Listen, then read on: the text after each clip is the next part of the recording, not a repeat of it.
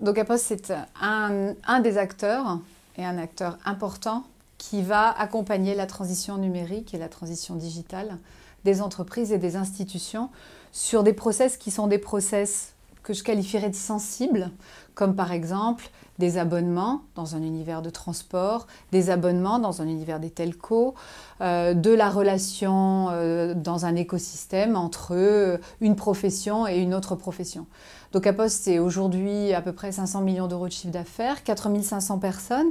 Et pourquoi autant de personnes? Parce qu'en fait, on est encore dans ce monde hybride, à la fois numérique, mais pas encore tout à fait numérique. Et nous, notre promesse, c'est d'être dans cette gestion de ces multi-supports, ce qui explique qu'une partie de nos activités sont encore des activités qui manipulent des flux physiques.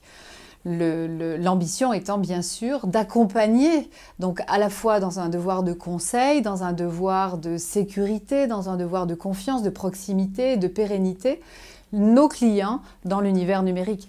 Avec un point qui est extrêmement important pour nous, qui est ce que moi j'appelle l'oiseau bleu. L'oiseau bleu, c'est transposer dans l'univers numérique l'ensemble des valeurs et des actifs de l'univers postal, cette confiance, cette neutralité, ce tiers de confiance dans l'univers numérique, qui est quelque chose qui est très fort et très attendu, aussi bien des entreprises que des institutions qui sont nos clients. On commence à avoir quelques années d'expérience dans l'univers numérique et dans l'univers de la gestion de ces flux et de la sécurisation de ces flux. J'ai un slogan que j'aime beaucoup, que je trouve très explicite dans ces univers, qui est « Il n'existe pas d'abri anti-numérique pour les entreprises et pour les institutions ».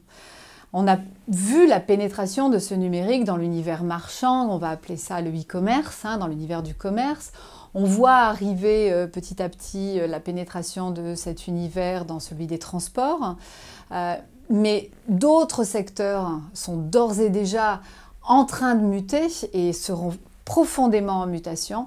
Bien évidemment, celui de la ville et du citoyen dans la ville, en tant que personne interagissant avec sa ville, fait partie des éléments qui sont des éléments extrêmement importants de voir, d'éclairer et de préparer. Concrètement, qu'est-ce qu'on fait? Aujourd'hui déjà dans cet univers de ville participative, de la ville qui respire, qui vit avec ses citoyens. On a une offre qui s'appelle Gestion Relations Citoyens. C'est une offre qu'on a développée avec un spécialiste de la ville, qui est une petite société qui s'appelle Localéo.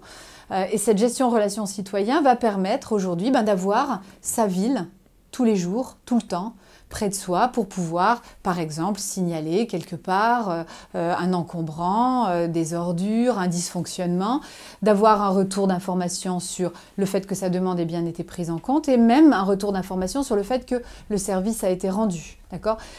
Cette digitalisation de l'ensemble du process peut même aller jusqu'à équiper les acteurs de la voirie d'un dispositif, de la même manière, tablette, smartphone, peu importe, qui permet d'avoir un chaînage complet de cet univers-là. Ça, c'est quelque chose que l'on fait d'ores et déjà et qu'on fait bien évidemment sur le sujet, par exemple, de la voirie, mais qu'on va faire de la même manière dans la gestion de mes demandes, les dossiers que j'ai pu soumettre, de divers et variés, le droit au logement, enfin peu importe, à l'institution ou à la ville à laquelle je m'adresse. Autre univers, qui est un univers extrêmement important, celui du vote. Nous sommes aujourd'hui, DocaPost, un des leaders, même le leader sur la France, du vote électronique. Certains de nos clients utilisent, en tant que ville, utilisent cette gestion relations citoyens pour mettre en ligne des consultations leur permettant, par exemple, d'avoir un avis sur l'intérêt ou pas de passer en zone piétonne pour un endroit ou de développer tel ou tel dispositif sportif. Et ce sont des choses qui, à mon sens, sont extrêmement importantes parce que être consulté dans le monde numérique, on en a l'habitude. On vote tous les jours. Les likes, les dislikes, le référencement, tout ce que les réseaux sociaux amènent, ce ne sont jamais que des besoins, des habitudes de donner son avis et de participer à une communauté. Et il est pour moi fondamental que les villes s'emparent, que la démocratie s'empare de ce moyen d'expression de l'ensemble de nos citoyens, évidemment toutes générations confondues, ce qui est aussi un très beau sujet de démocratie.